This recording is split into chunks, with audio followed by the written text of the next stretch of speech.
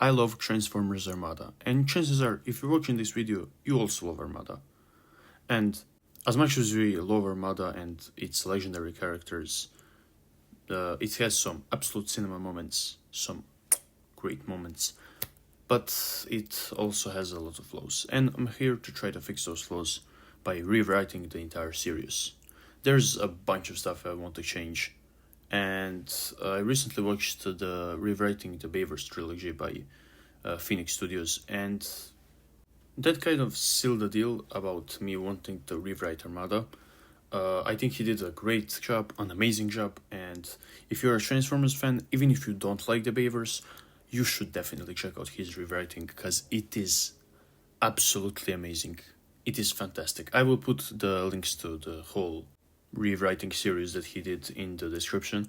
But yeah, let's get into rewriting Armada. Now, how do I want to approach this? I was thinking about it, and I don't know if I'm going to rewrite the entire Unicorn trilogy, because there's a ton of things wrong with it, in my opinion. And yeah, I'm really not sure if I'm going to go that way, but just in case, I'm going to set some stuff up here in Armada in case I decide to want to rewrite Energon. And Energon is just, it is so bad. It needs so much rewriting if I'm going to go to that direction. And if this does well, then I might go there. We'll see. But yeah, first of all, I think that Armada is kind of a bit on the longer side.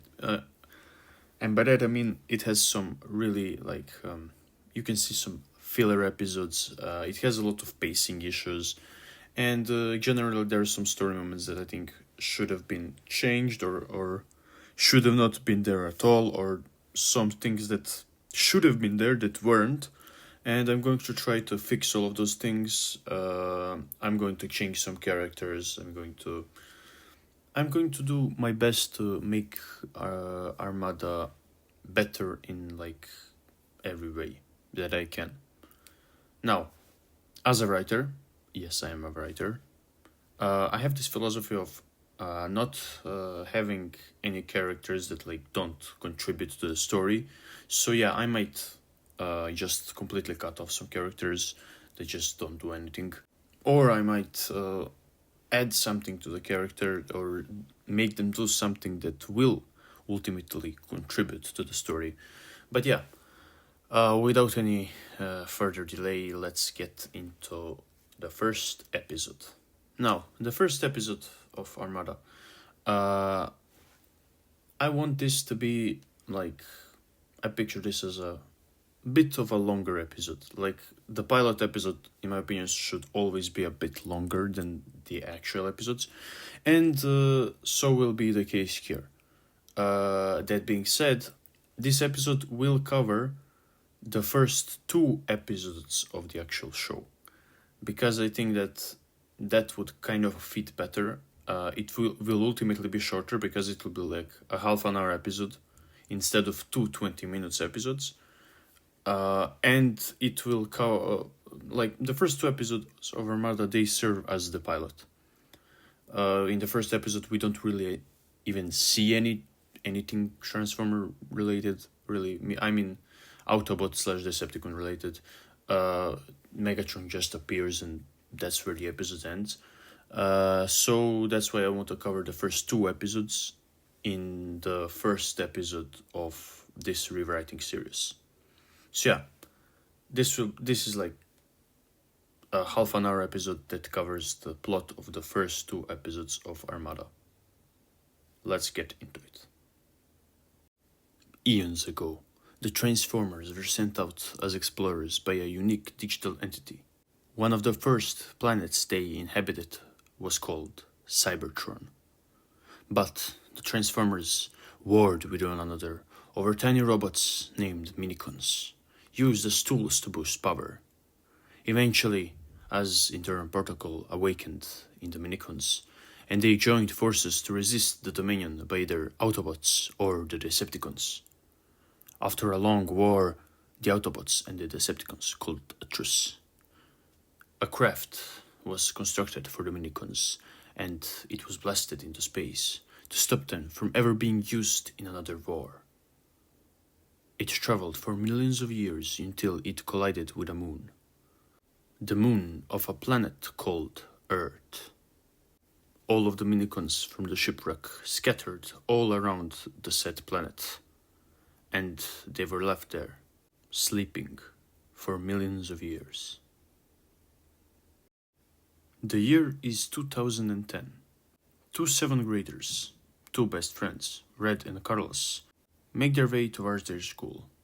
Red is driving his cycle, as always, and Carlos his skateboard. Carlos and Red were childhood friends, and Red thinks to himself, he's so glad to have Carlos beside him. Carlos loves his skateboard. He might even turn professional if he continues this way. He's really good at driving it. In school, they meet up with another one of their friends, a girl named Alexis. "Hey Alexis," says Red. "We were just wondering if you would like to go up with me and Carlos. We wanted to explore this weird cave we found." "I'm sorry, Red," Alexis says. "I have to study for a math test, so I can't go." Alexis leaves, and the two boys sigh in disappointment. "Oh, if it isn't the Dweeb twins," says another one of their classmates. "How come you never invite me or Billy along?" It was Billy and Fred, another two friends of Red's and Carlos's. The four boys have a little argument, and then the teacher splits them apart. After school, Red and Carlos head towards the wicked cave they found. It was located on a mountain below the Cosmos Core Research Center. Both of Red's parents worked there. Before Red and Carlos headed out towards the cave, they met with Alexis again. "Hey, did you change your mind?" Red asks. "No, but you go, have fun," she says.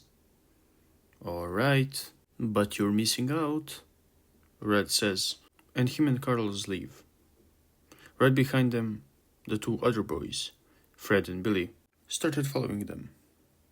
Alexis just rolled her eyes and made her way back home. "Are you ready, Red?" said Carlos. "Haha, you bet," Red answered, and the two boys entered the cave. The cave split into two ways. Red and Carlos decide to go left. Carlos was carrying a rope, so that the two boys can easily find their way back out of the cave when they decide to leave. "Oh, great," Carlos says, as the two boys get near an intersection. "What is it, Carlos?" The rope ran out." Never mind. We'll just use something else." Carlos looks around for a bit, then picks up some rocks. With them, he makes an arrow pointing towards the direction they went into. This should do." The two boys keep walking for a bit when, suddenly, the ground below them starts shaking. It starts crumbling below them. "Ah!" the two boys yell as they fall to the ground. It was a short fall, and it led deeper into the cave. "Wow! Do you see this?" "Yeah." The two boys look around them to see a weird, gigantic iron wreckage. It's like an alien spaceship or something." "Yeah." "This is awesome. Let's go investigate." And so the two boys went deeper into the wreckage to explore. Meanwhile, on the surface, the other two boys make their way towards the cave. Fred is out of breath and asks if he could have a quick snack before they enter the cave. That's all you think about, Fred."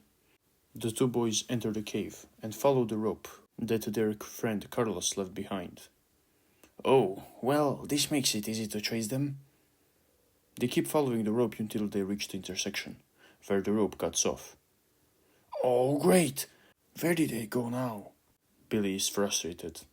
Him and Fred decide to go left, the opposite direction of the one the other two boys chose.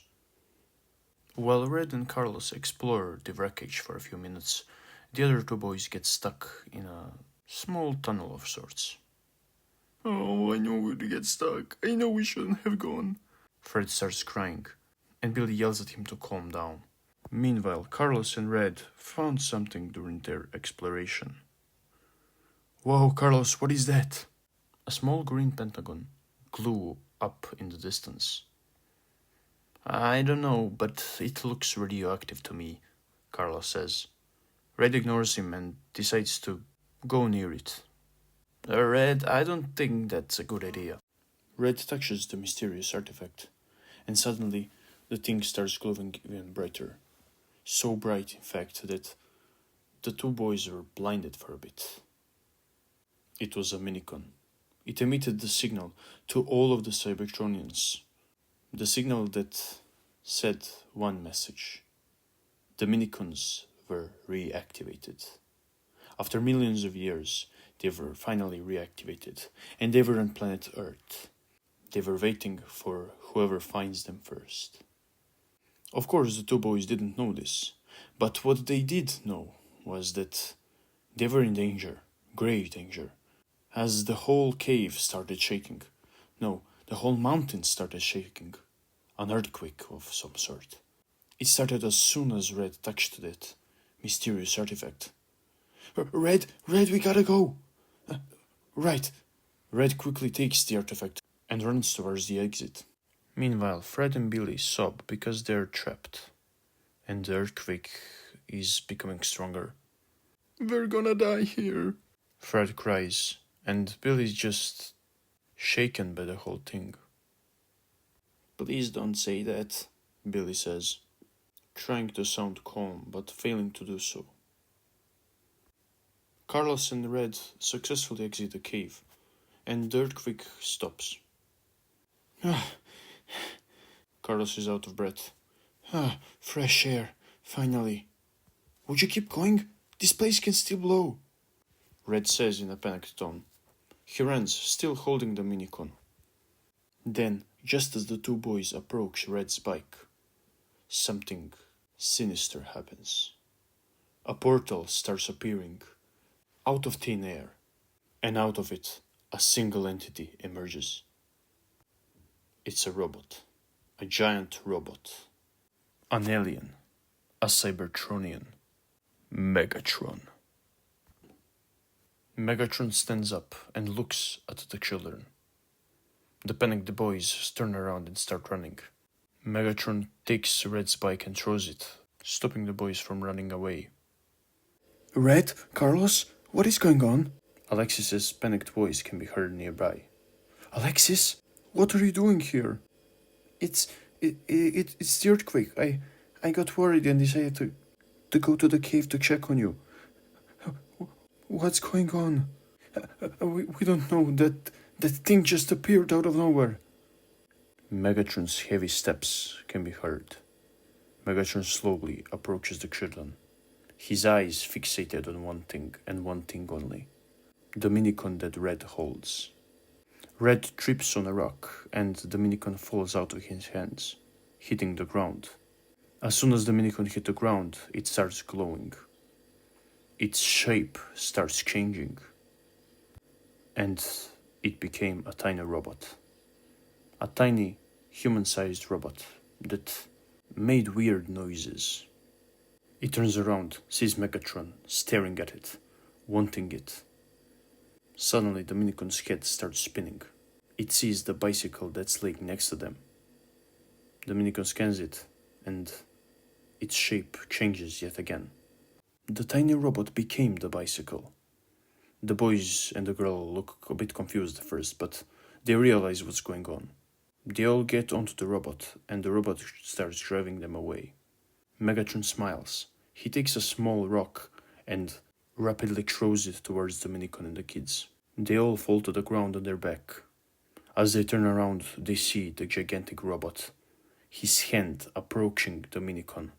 They are afraid, both the children and the minicon. And just as Megatron was about to take the minicon, a powerful voice could be heard. "Stand down, Megatron!" Megatron, recognizing the voice, immediately turns around, screaming, "Optimus Prime!"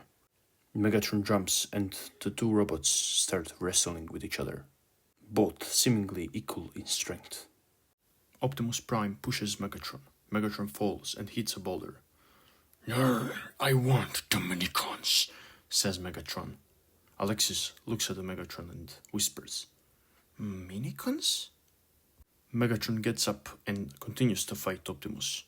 The two robots punch and kick each other, while the kids turn around and start running away. But suddenly, another portal opens, and from it, a menacing figure stands, alone in the air. It's Starscream. It's Starscream! Armada Starscream.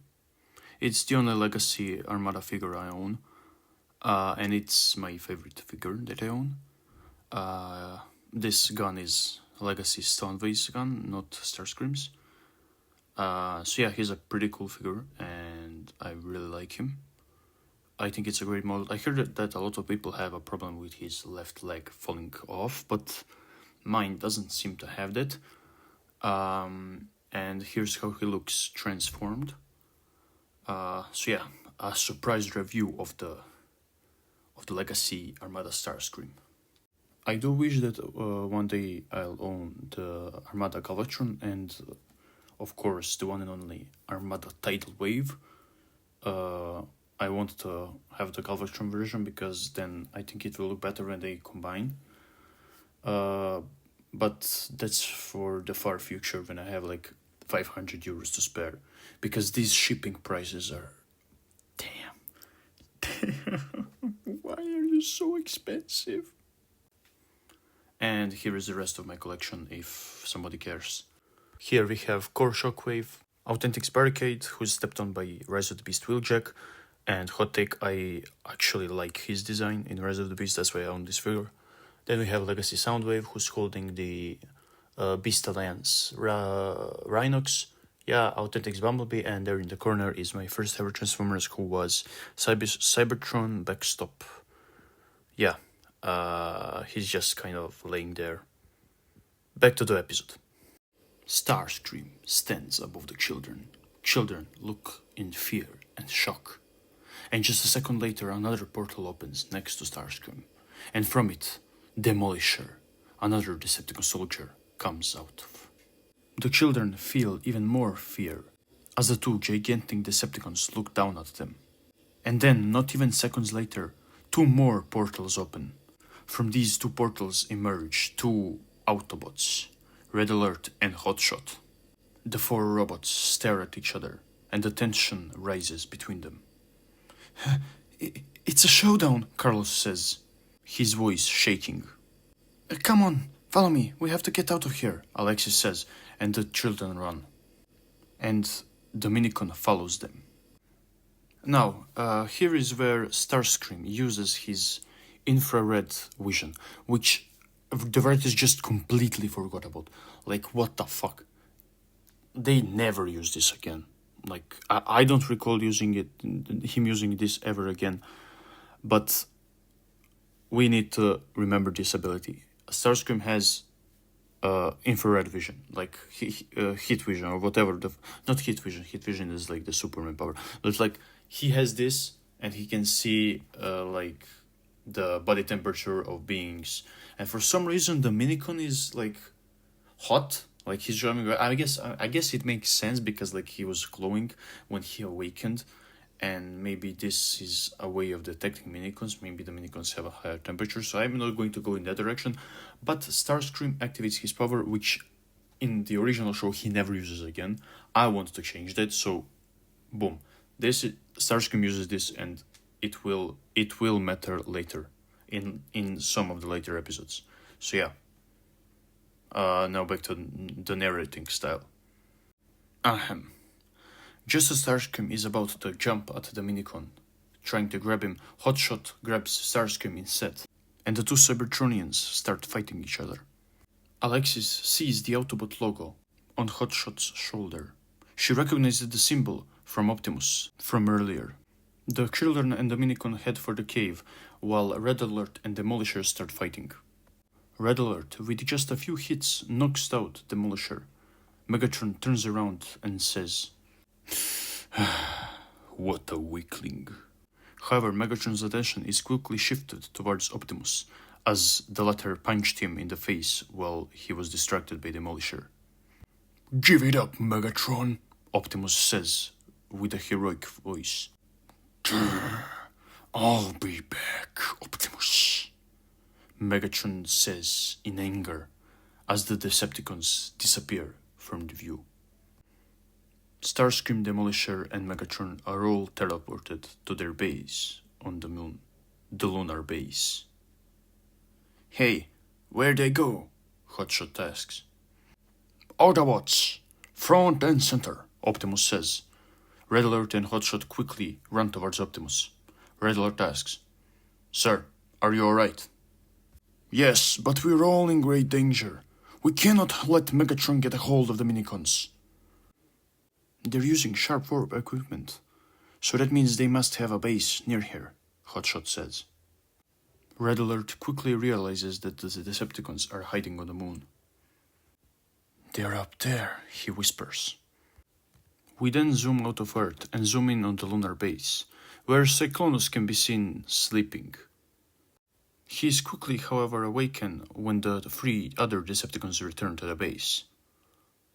He gets up, runs towards the warp, and says, "Oh, you're back, Megatron. I trust you have succeeded in your mission, sir." However, after his excitement is met with silence, he realizes that his comrades did not acquire the Minicon, as can be seen on Starscream's and Demolisher's faces, as well as Megatron's. "Quiet, you incompetent fool," Megatron yells. "Starscream, were you able to scan the planet and pinpoint the Minicon ship's exact location?" "Oh, well, no, sir. But maybe Cyclonus will have a better chance of finding it," Starscream replies. Hearing this, Cyclonus jumps at the opportunity and says, Please, Megatron, let me go search the planet. I will find the Minicon for sure. I will pinpoint the Minicon's exact location, sir, just if you let me." "Very well then. Go ahead, Cyclonus." "I won't disappoint you, sir." "You better not. Because if you do, I will have you dismantled for scrap, and then I will launch every single one of those scraps into the sun. Understood?" "Yes, sir." Starscream looks at Cyclonus and says, "You better get to work." And so Cyclonus leaves the lunar base. We cut to the children who are safe in the cave, along with the Minicon. "I think we're safe here," Red says. "I wouldn't bet." Alexis gets up, looking worried. "Hey Alexis, where are you going?" Red asks. "Come on, Red, isn't it obvious? Those robots are going to search for us." "They will?" Red asks. "But why would they do that? What do they want with us anyway?" "It's not us, it's him they're after," she says, pointing at the Minicon. "Huh? You really think so?" Carlos says. "I'm certain," Alexis confirms. "Are they really after you?" Carlos asks the Minicon. The Minicon just makes some weird noises. Alexis stares at him. The Minicon tilts his head and keeps making noises. "I think he likes you, Alexis," Red says. Do you understand what he's saying?" Alexis looks at Red disappointed and says, "I have no clue." Suddenly, the Minicon starts running. The kids chase after him. "Hey, where are you going?" The Minicon doesn't listen and just keeps running until he reaches the gigantic door, covered in dust. The children reach the Minicon and gasp as that big door opens. It reveals the inside of a gigantic spaceship. "Oh, a spaceship!" Carlos is beyond excited. He runs inside without thinking. "Hey Carlos, wait for us!" Alexis yells, and the children as well as the Minicon enter their spaceship. "I see. This is what he's been trying to tell us all along." Red finally connects the dots about the Minicon's weird noises. The Minicon makes a happy face and makes some more noises to confirm Red's theory. Now, this part of the episode has like a big plot dump out of nowhere. Red is like, "Oh yeah, this must mean that the Minicon is like a small robot that was like somewhere in the planet, and they used the minicons to like power themselves up, and the minicons got tired, and then got into the ship, and then the ship crashed here on Earth, and then they got scattered around Earth, and that is just dog shit. So I will remove that part of the episode. That's like the major change, probably. Like, that plot dump is just stupid. Especially because later on Autobots explained that anyway, so like, what the fuck? That plot was just pulled out of his ass out of nowhere, so yeah, that is completely removed. Anyways, there's also something about like Red clicks on the computer, and then Megatron and Optimus show for some reason, like one button, and it shows them, and it shows like Megatron, leader of the Decepticons, the evil force of evil that only wants evil, and then it shows like Optimus, and it says like Optimus Prime, the leader of the Autobots who fight only for peace and only for good, and the good, and they're the good guys, and the Megatron and the Decepticons, they're the bad guys, and that just doesn't make sense. And I also cut that off from an episode. It's like connected with the previous plot dump out of nowhere. So yeah, that whole thing does not happen in my version of Armada, and we just straight up cut to the moon, and Megatron, who's like walking around the moon, and suddenly a shining light can be seen in the distance of the moon. Megatron doesn't notice it at first. He just says to himself, "Minicons, I will find you." We cut back to the ship, and the Minicon is going crazy. He's like looking around the base and is making weird noises, and then he walks around the ship for a bit. The children are all confused. What the fuck is happening with me? Are all confused, and then the Minicon he clicks on the door open to reveal two more Minicons who were left in the ship. The only ones for some reason who didn't scatter. I will not change that because these minicons are kind of like the internal part of the story, like these three, and they already spent a ton of episodes later just finding the other minicons. So yeah, I guess some would be left on the ship. I guess that somehow makes sense because they were behind the door and inside those like pods or whatever the fuck the table is. So yeah, that kind of, I guess, makes sense in some way. But then, why were the other minicons not in those on like those tables and like safe while they were traveling? I guess some could have been operating the ship, but I'm overthinking the hell out of this children's cartoon. So yeah, this is left as it is. I removed the biggest part of this episode that bothered me. So yeah, the two minicons awaken, and they immediately start looking at the children and their accessories. One of them scans Carlos's skateboard, while the third one scans Alexis's, what is it called? Like the tricycle thing, the orange thing, I fucking forgot what it's called. Anyways, now all of the three main children have their own like minicons, and yeah, you. Anyways, we cut off back to the moon, and Megatron, he sees the shining light in the distance, the sole minicon that was left on the moon. Megatron transforms into a Cybertronian tank and drives quickly towards the light. And there he finds Leader 1, his old friend, the old minicon that was with him in the Great War. He looks happy to finally find him again, to finally be reunited with his old friend. We cut off to Billy and Fred, who somehow got out of the cave. They are all dirty and tired, and when they get out, they see something that startles them. A giant footprint, left behind by one of the Cybertronians. Meanwhile, back on the lunar base. "That Cyclonus! How could he have not found the minicon while we were on Earth? It was right under our noses." Starscream and Demolisher look at Megatron. Megatron, frustrated, tells them, "Observe, Starscream, Demolisher. Observe the power of this minicon, and it shall inspire you to work harder." Leader 1 then shoots up on the base and makes powerful explosions, the sole minicon showing off his true potential and power. A transmission from Cyclonus, who was on Earth searching for minicons, then suddenly emerges.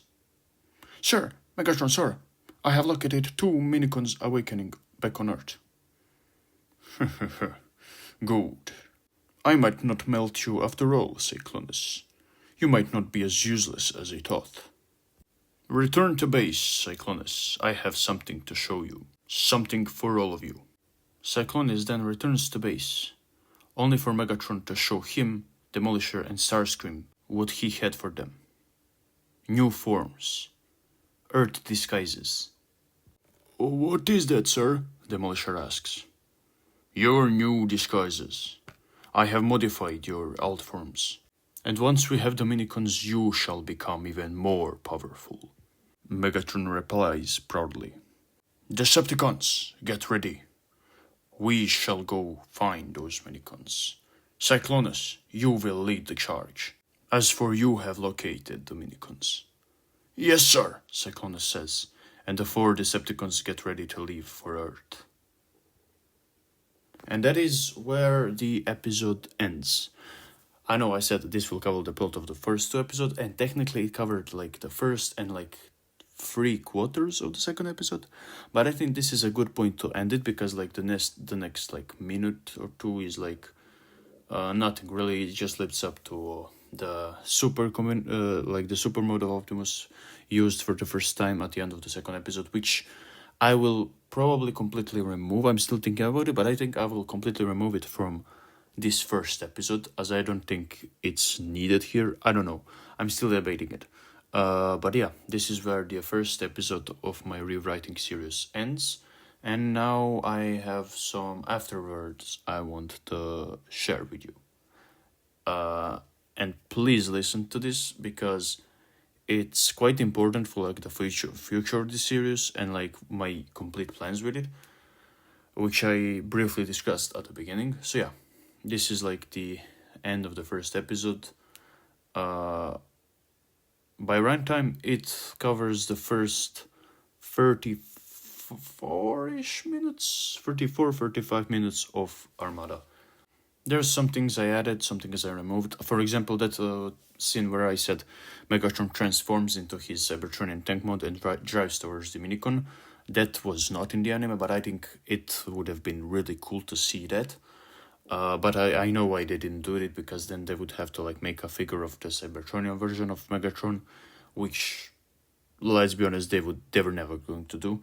But yeah, I think that was that would have been a nice addition, like the Cybertronian tank briefly seen. So that's why I added it there on the moon near the end of the episode. And I also changed the fact that like in the actual show, Demolisher finds the minicons without explanation, but here, because before Megatron sent out Cyclonus to Earth, it only makes sense for Cyclonus to be the one who actually finds the 2 minicons, and it will also make sense like Megatron wouldn't be mad at Cyclonus anymore. So that's why I changed that part of the episode. So yeah, you can see like kind of those brief changes that I did for this episode, but there will be a lot more changes later on when the series kind of gets mehy, you know, when it gets like I don't know, more fillery like. So yeah. Now, a few things I have to note about this whole rewriting series. I was debating whether or not to put this at the beginning or at the end of the video, but I guess at the end would be a better solution, because you could see the actual way I would rewrite this series before I explain what I actually plan to do going forward. As you saw, the first episode wasn't really... there weren't any major changes, because I think, frankly, the original Armada pilot episodes are pretty good in setting up the story, while still being, I don't know, a bit too long, in my opinion, like I said at the beginning of the video. That's why I covered the plot of the first 2 episodes in the first episode of this rewriting series. And this will probably be the case with the rest of the series too. I'll cover more than 1 episode of Armada in one episode of the rewriting, if that makes sense. But yeah, I also wanted to tell you about some of the major changes that I planned on implementing. For example, one thing I found kind of ridiculous in Armada is Optimus Prime's famous ultra mode or super mode or however you want to call it. He uses it like all the time, and it's never really utilized. Like, why is it a super mode when it's I'll quote Transformers YouTuber I like, PerspectiveEnd. He said, I think he said it the best. Optimus's super mode in Armada is basically just Optimus, but like a bigger target. It makes him a bigger target, and every time he uses it in Armada, not really every time, but like most of the time he uses it, he's just like a bigger target, and he gets like beat down or something. So one of the major changes will be the implementation of his super mode, which won't be used all the time, but like in crucial moments. For example, when later on tidal wave appears, and even later on when like Megatron and tidal wave fuse, and then with the Galvatron and all of that, So yeah, one of the major changes will be that. Then I also plan on, as I said, changing a lot of the human part of the story. Some of it will be removed. Some of it will be again better implemented, in my opinion. Like most of the time, the kids are just annoying nuisances. Like they don't contribute anything most of the time. So they'll probably appear, not probably, but they certainly will appear less in this rewriting series than they appeared in the actual show. But I will make sure that it counts. Like, again, I will set some things up for Energon later on if I decide to go that route. Oh boy, that would be a ton of work if I do go into rewriting Energon. And also, like the major thing, if I decide to rewrite the trilogy, is that my version of the Unicorn trilogy won't be a trilogy at all. Like, it will just be Armada and Energon, because in my opinion those two are one story, and then Cybertron is not in my opinion. It's like the truth. Like this is one story, Cybertron is another story. They were just set in the same trilogy because like they decided that it would be better, I guess, to market it that way or something. I don't know, but that's why you have a lot of inexplainable things that happen in Cybertron at the beginning. Like Starscream is alive somehow, which is like crazy. Like it's never explained in the show, so yeah, it doesn't make sense for it never, at least to me, made sense for the trilogy to be a trilogy. It should have been just Armada and Energon should have been a lot different. But yeah, so my version of the trilogy will be just those two shows. I won't even cover Cybertron. I never really finished Cybertron. I didn't like it. That's maybe a hot take. I did push through Energon and I finished that, but I just dropped it on Cybertron. And then later on I watched some other things, like I watched the War for Cybertron trilogy, because it's short, and I watched it sped up, so then the voices didn't sound like this, And I watched the Bayverse trilogy. I did not watch the Age of Extinction and what's the other one called? The Last Night. I will never watch those two movies. But yeah, I got a bit off track, really. I also want to ask you, like, please leave suggestions, if not in this video, then in some other videos of this rewriting series. Like, please leave suggestions. I want to make this, like, as good as possible, as good as I can. That's why I didn't really want any major changes in the first episode. The most of the changes will be, like, in the middle of the show. because I think that's where the show has the most flows. But yeah, please leave suggestions what you would like to see in this series implemented, and yeah, thank you really for watching, and I really hope you liked the way I do this. This is my first time rewriting something, and I'm not that good at this YouTube thing anyway, so I'm sorry for like the poor editing or the poor audio or like just my voice in general, if that annoys you. So yeah, thank you for watching, and hopefully I'll be able to keep some kind of pace with this series. I really hope so. But with university and all, I cannot guarantee like a set schedule. So yeah, I don't know when the next episode will be out. Yeah, that's pretty much all I had to say. So yeah, have a nice day. Bye.